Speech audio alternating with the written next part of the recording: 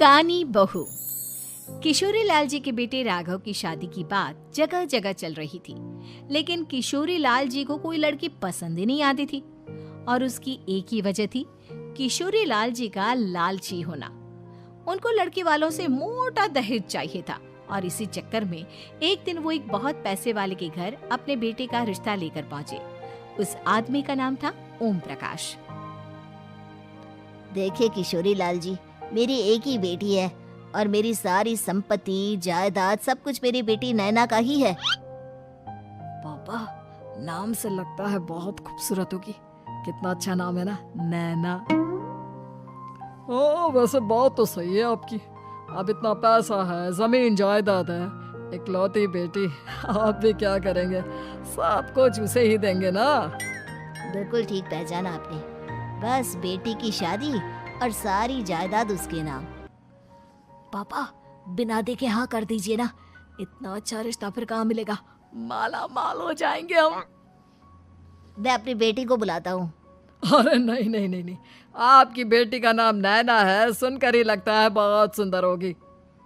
रहने दीजिए अंकल, मैं तो आपकी बेटी के नाम से ही इतना खुश हो गया हूँ कि उसे बिना देखे शादी करने को तैयार हूँ। अब तो मैं उसका चेहरा सीधे शादी के बाद ही देखूंगा। और इस तरह राघव नैना का चेहरा नहीं देखता और उससे शादी कर लेता है। शादी के बाद अपनी सुहाग रात पर जब राघव नैना का घूंघट उठाकर देखता है तो नैना की आंखें बंद थी। कितनी खूबसूरत हो तुम नैना, जरा अपनी आंखें खोलकर मेरी तरफ देखो तो सही। नहीं, मुझे शर्म आती है।